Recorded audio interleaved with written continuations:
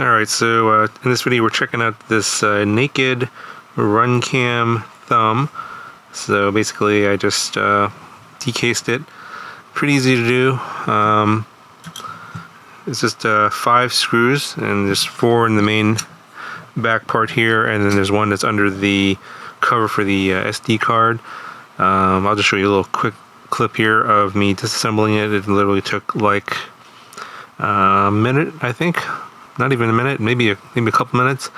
But anyway, it was like 9.8 grams before, and now it is about 4.5 grams.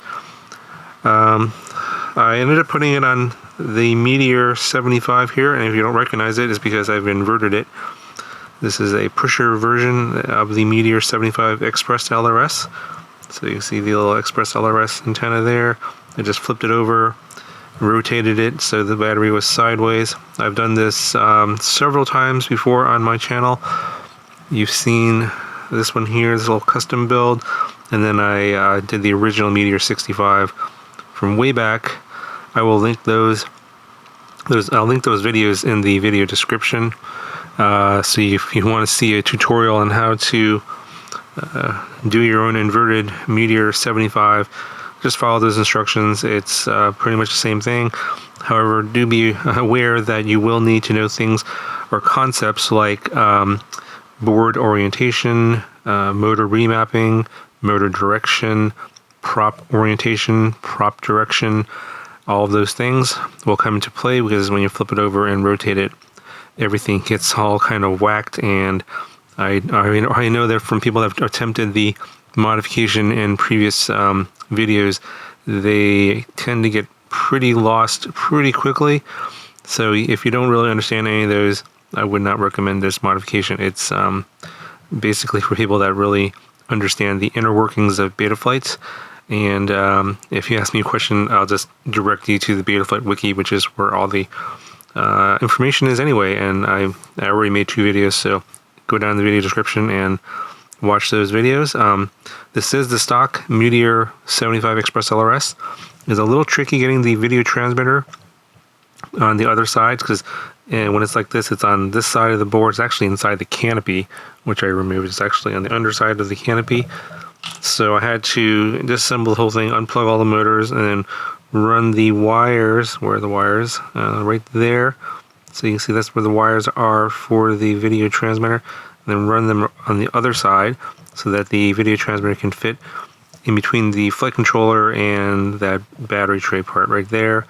And then I ran the antenna sideways, so there's like a piece of heat shrink that holds the antenna in place. Got to cut that off, rotate it, and then you want to put a piece of tape, like electrical tape, on the flight controller so that the micro FL connector doesn't short anything on the flight controller. And then I ran the camera wire through here and through this direction over here. Let's plug it over there, and then the camera is just hot glued into place, so it's a fixed angle. The power for the Runcam thumb here is on the same plug, and I ran it to the camera. So there's a 5 volts and ground that goes to the camera, and then there's actually some solder pads on the front side of the camera that's basically covered up by the hot glue now. You can see where the wires come out. That's where I soldered on that power lead, so I have power to the camera. And then it's just mounted kind of, you know, not really that well. I'm using like this stuff, this little clear adhesive. It looks kind of like glue. It's actually it's more sticky than glue. It's kind of like a VHB, but way more sticky. And I'm not exactly sure where you can get this stuff. I bought this stuff on Amazon like a long time ago. It's like it's adhesive on both sides. It's like kind of like a VHB, but it's clear, but way stickier.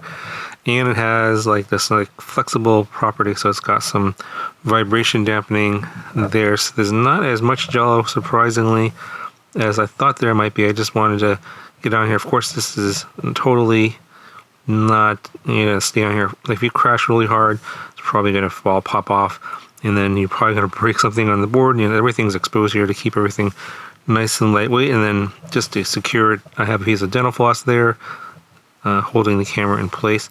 And surprisingly, it's fine. I mean, it does move, and a little bit, but it hasn't come off yet, and it's been on here for a few days. And the challenging thing is trying to maintain this identical camera angle with the FPV camera, but you can see there, you can kind of manipulate it a little bit. That's pretty much it. And now this is like pretty light. So the camera's only like 4.5 grams, and then the quad, I think the quad's like 22.5 grams, but then, so obviously with the camera and the quad together, we're at 27.5 grams. So that's everything without the battery, including the camera. Anyway, there's this quick video. I just want to show you this little mod. The gyroflow stuff still doesn't work yet, so you're just seeing unstabilized footage. I hopefully will get gyroflow working on this at some point. I'll have another video later. But if you're interested in doing this kind of a mod, here's sort of a little bit of a guide on how to do it, and at least how I did it.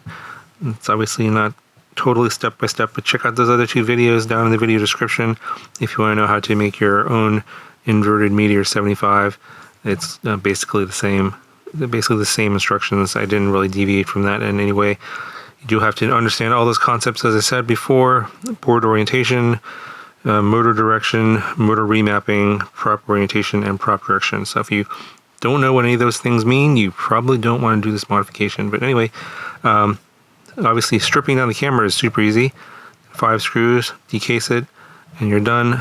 I didn't do anything else in terms of modification, and you just got this nice board with the power plug still there. It's really simple. So if you want to go super lightweight and get HD footage on something like this, this is one way to do it. Okay, here's the flight footage, and I'll talk to you later.